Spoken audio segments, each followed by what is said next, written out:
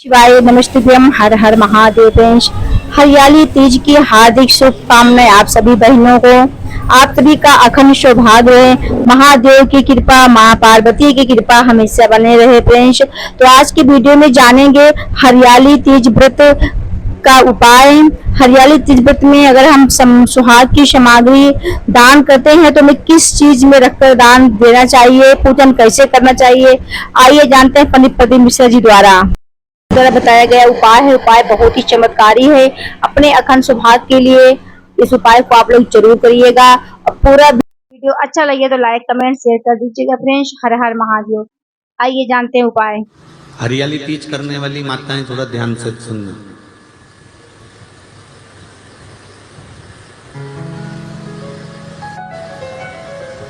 हरियाली तीज जब माताएं करती हैं तो एक हरियाली तीज, एक गणगौर की तीज, ये दो तीज के व्रत ऐसे होते हैं जिसमें जब माताएं करती हैं तो उस समय पर उमा, ब्रह्मणी और लक्ष्मी, इन तीनों की आराधना का फल उसको केवल एक व्रत से प्राप्त हो जाता। अब देखिए, व्रत से एक ही उपवास से उसको संपूर्ण तप साधना का फल प्राप्त हो रहा, संपूर्ण तप साधना का फल उसको मिल रहा। मात्र एक व्रत से, केवल एक व्रत कर रहे हैं, संपूर्ण तप साधना का फल उसको प्राप्त हो रहा है। तो ब्रह्माणी ने ब्रह्मदेव से मांगा, लक्ष्मी जी ने भगवान विष्णु से मांगा, पार्वती जी ने भगवान शिव से मांगा कि ऐसा वर दे दीजिए जिस वर से एक ही व्रत करने से संपूर्ण फल की प्राप्ति हो जाए, संपूर्ण फल मिल जाए। ऐसा एक व्रत का फल दे दीजिए, मात्र एक व्रत का। अब देखिए, ब्रह्मा, विष्णु और महेश, इन तीनों की जो देवियां हैं, ब्रह्माणी, लक्ष्मी और पार्वती, थोड़ा ध्यान लगाकर सुनना। तीज शिव महापुराण की कथा ही नहीं, आप जो तीज करते हो, हरियाली करो चाहे सातुड़ी करो, उस तीज की महत्वता क्या है, इस हिंगोली की शिव महापुराण की कथा में अपने को समझना है कि उसकी मूल तत्वता, उसकी महत्वता है क्या, उसका महत्व क्या है।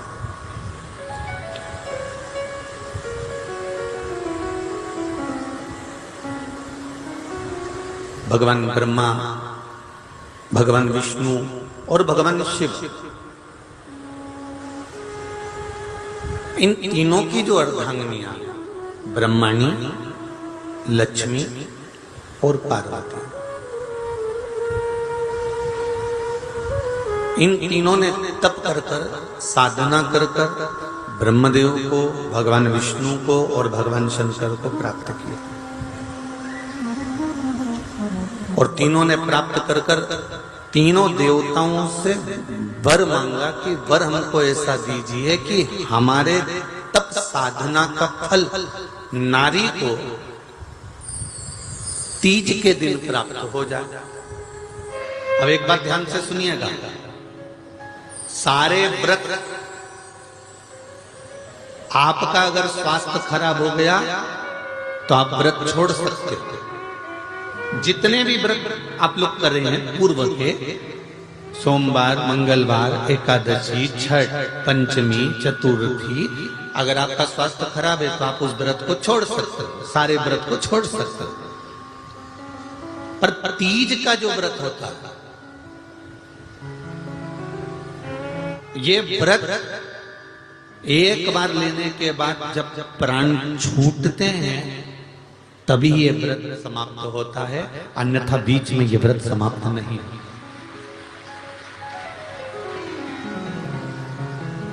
ये व्रत समाप्त होता ही नहीं।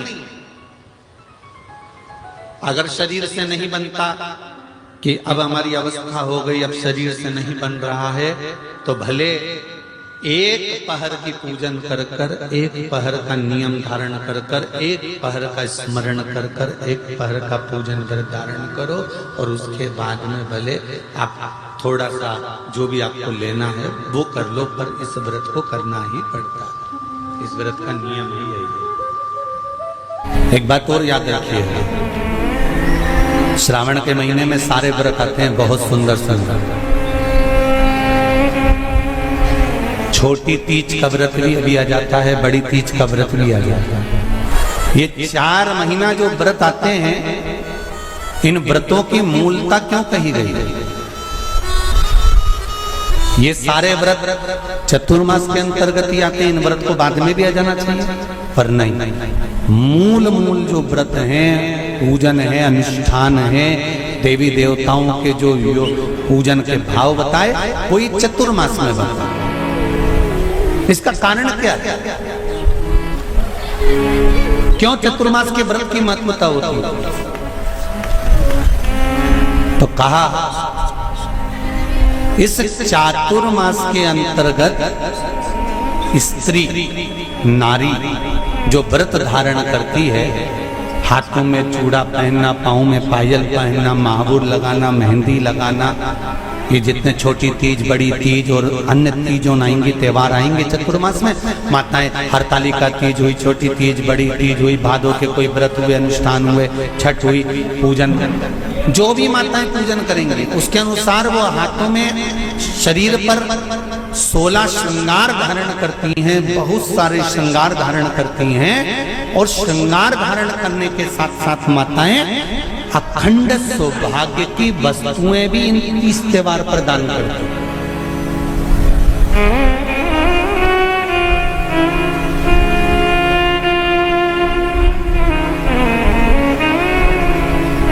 जो अखंड सौभाग्य की सूचक, जो अखंड सौभाग्य की वस्तुएं वो देने का प्रयास करते हैं, दान।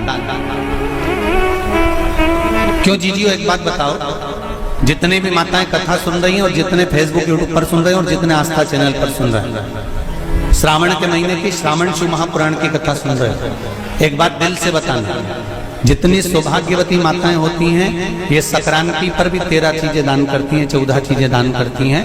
बीच में कोई 16 सोमवार का उद्यापन करेंगी तो भी सुहाग की सामग्री देंगी, उद्यापन करेंगी तो भी सुहाग की सामग्री देंगी, कोई कार्य करेंगी तो भी सौभाग्य की सामग्री देंगी। सौभाग्य की सामग्री का दान क्यों किया जाता है? सौभाग्य सूचक वस्तुओं का दान क्यों किया जाता है? सौभाग्य की वस्तुएं क्यों प्रदान करी जाती है, क्यों दी जाती है? उसका कारण क्या है?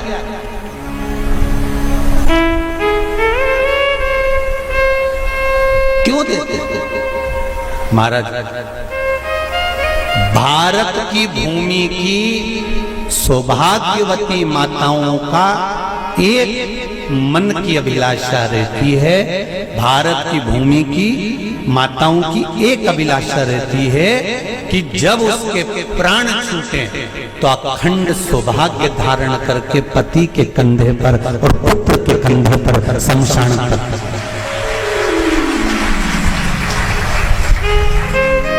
ये भारत की भूमि की माताओं की सोच है, उनके मन का संकल्प, उनके मन का भाव।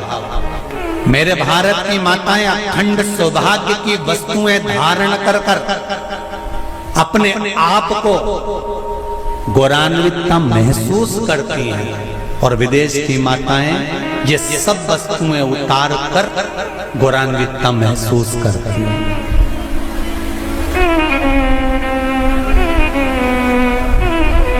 क्यों देते हैं चूड़ी का दान, क्यों देते हैं बिंदी का दान, क्यों देते हैं अखंड सौभाग्य का दान? किस महाराज?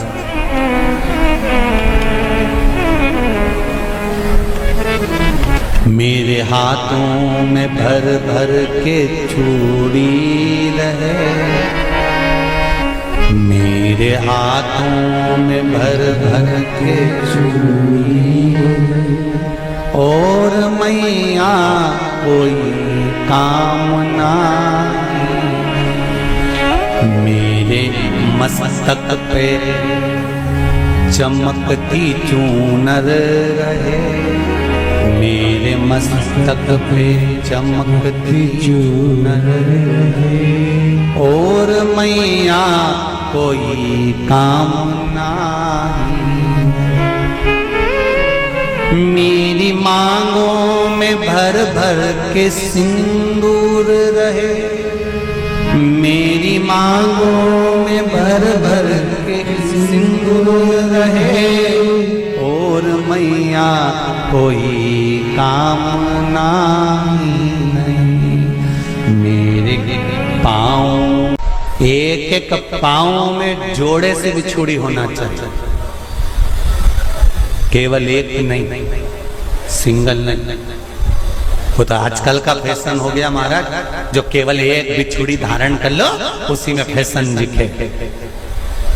श्रावण की शिव महापुराण की कथा कहती है, जब बेटी को विदा करा जाता है और पहली बार बेटी के पांव में जब बिछुड़ी डाली जाती है तो वो बिछुड़ी भी अलग अलग नहीं होती, उस बिछुड़ी के जोड़ को चेन से एक दूसरे से बंधा हुआ होता। बोला सही है कि गलत? जितने आस्था चैनल पर कथा सुन रहे हैं, जितने फेसबुक पर सुन रहे हैं, यूट्यूब पर सुन रहे हैं, सुन लेना कि मेरे भारत की माताओं का जब पाणी ग्रहण संस्कार किसी बेटी का होता है, उसके पांव में जब पहली बार बिछुड़ा पिनाया जाता है, बिछुड़ी पिनाई जाती है, तो वो बिछुड़ी भी एक दूसरे से बंधी हुई होती है, चेन से बंधी हुई होती है। उसको अलग अलग वाली बिछुड़ी शादी के मंडप में नहीं पिनाई जाती। क्यों? जैसे ये बिछुड़ी एक दूसरे से पांव में बंधी हुई है, तुम्हारी जिंदगी अंतिम श्वास तक ऐसी ही बंधी की बंधी हुआ है, यही वर्णन है। वो तो अब माताओं ने थोड़ा सा फैशन चेंज कर दिया, अब पांव में ज्यादा बिछुड़ी नहीं पहनती, गड़ती है, चुभती है, एक बिछुड़ी धारण है। महाराज पर नहीं, बिछुड़ी भी दो हो, जोड़े से। हमारी माताएं, भारत की भूमि की जो माताएं हैं, ये चूड़ी भी हाथ में पहनती है तो जोड़े से पहनती है। बोलो जैसा सही है कि गलत है? एक अकेली चूड़ी माताएं हाथ में धारण नहीं करती हैं। अगर भारत की भूमि की संस्कारित माताएं हैं और भारत की भूमि की सभ्यता और संस्कृति को जानती है तो अकेली चूड़ी नहीं, जोड़े की चूड़ी पहनेगी, 2 चूड़ा डालेगी, 4 डालेगी, 12 डालेगी, पर सिंगल नहीं, अकेले। और सरल भाषा में समझ लो, हमारे यहाँ ठेले पर लेने जाओ तो जो केले अपन खाते हैं वो भी सिंगल नहीं देते, उसको भी जोड़े से दिया जाता है। 2 दूं की, 12 दूं की, आधी दर्जन दूं की 1 दर्जन। अब अंदाजा लगाइए, हमारे यहाँ देने का भी एक भाव है। श्रावण के महीने की शिव महापुराण की कथा, जिसका नाम है श्रावण शिव महापुराण की कथा, ये कहती है कि पार्वती जी ने और गंगा जी ने ये चतुर्मास में जितना सौभाग्य का दान दिया है, उनके बराबर दुनिया का कोई व्यक्ति इतना सौभाग्य का दान नहीं दे सकता, जो माता गंगा और पार्वती दोनों दान दे रहे।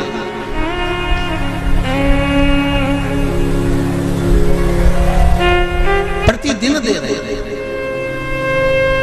और अब तो फैशन आ गया, तुम लोगों जो सौभाग्य का दान देते हो प्लास्टिक की डलिया में देते हो, पर एक एक पुराण को उठा कर देख लेना, एक एक उद्यापन को उठा कर देख लेना। जितनी तुम कथा तुम्हारे घर में छोटी छोटी कथाओं की पोथियां पड़ी हो, उनको उठा कर देख लेना। उसमें नहीं लिखा कि प्लास्टिक की डलिया में सौभाग्य की वस्तु का दान दिया जाता है, उसमें लिखा है बांस की पिटारी में, बांस की डलिया में सौभाग्य की वस्तुओं का दान दिया गया। क्यों? क्योंकि बांस वंश की वृद्धि करता है, बांस सौभाग्य की वृद्धि करता है, और बांस अखंड सौभाग्य, जैसे बांस का पौधा बढ़ते चले जाता है, उसी तरह बांस की डलिया में जब दान दिया जाता है, बांस की टोकनी में जब दान दिया जाता है, तो ये भाव रखा जाता है कि तुम्हारा सौभाग्य ऐसे ही बढ़ता रहे। पर अब थोड़ा सा फैशन चेंज हो गया, तो प्लास्टिक की डलिया, पर प्लास्टिक की नहीं। महाराज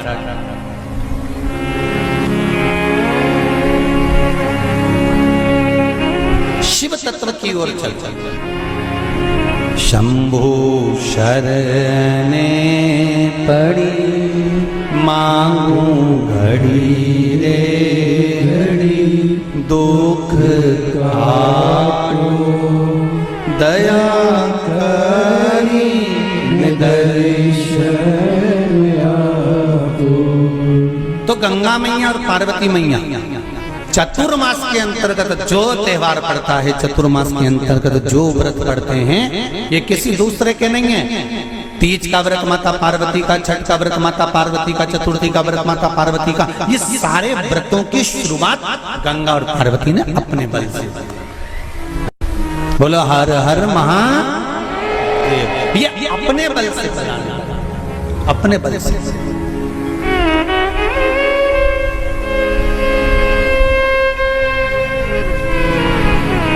कथा पर विशेष ध्यान रखना। श्रावण महीने की शिव महापुराण की कथा कह रही है कि नारी का अखंड सौभाग्य कैसे रह सकता है।